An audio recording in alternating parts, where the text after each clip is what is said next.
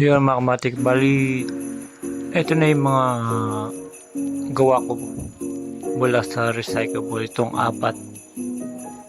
Kung gusto nyo matuto mga kamatik, meron dyan kung paano gawin. Pinakikita ko lang dito mga kamatik yung mga ginawa ko na recyclable. Pagka pinagsama mo mga kamatik, ang ganda nilang tignan.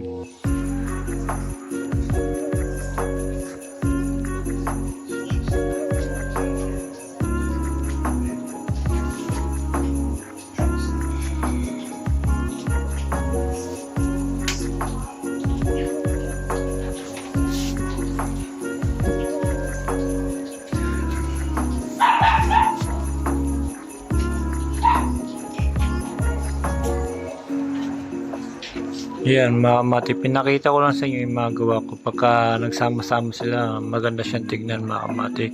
Kung gusto nyo lang matuto, nandiyan po nasa baba, panoorin nyo lang, matututo na kayo. Sa ngayon kasi mga kamatik, ginagawa ko ngayon ay nagbabasta naman ako gumawa ng mga saringgola for summer. Ngayon ay November, December, January, marami na naman mga batang pupunta dito para bumili sa saringgola. Kaya ngayon, nagbabasta ako. Ito yung mga gawa ko sa saringgola. Ito pa isa. Mga gawa ko yan.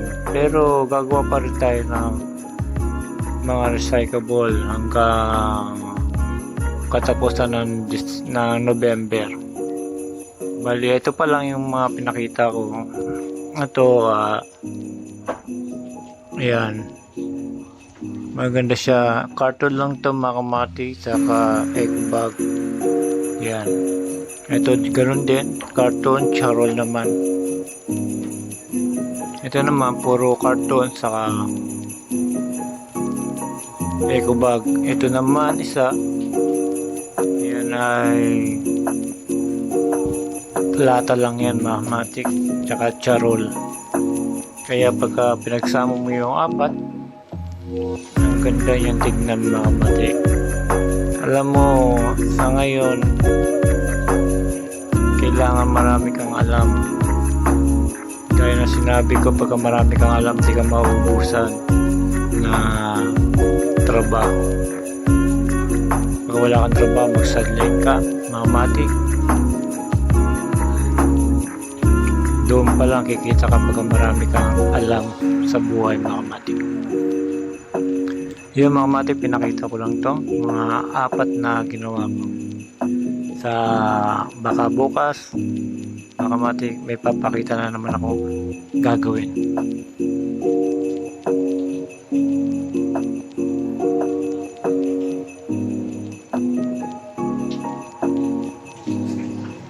Yun mga kamatik, pinakita ko na lahat. Dito na lang mga kamatik.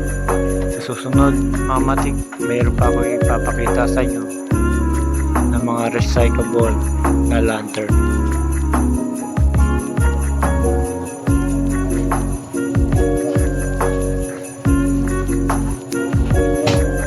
Dito na lang mga kamatik. Salamat.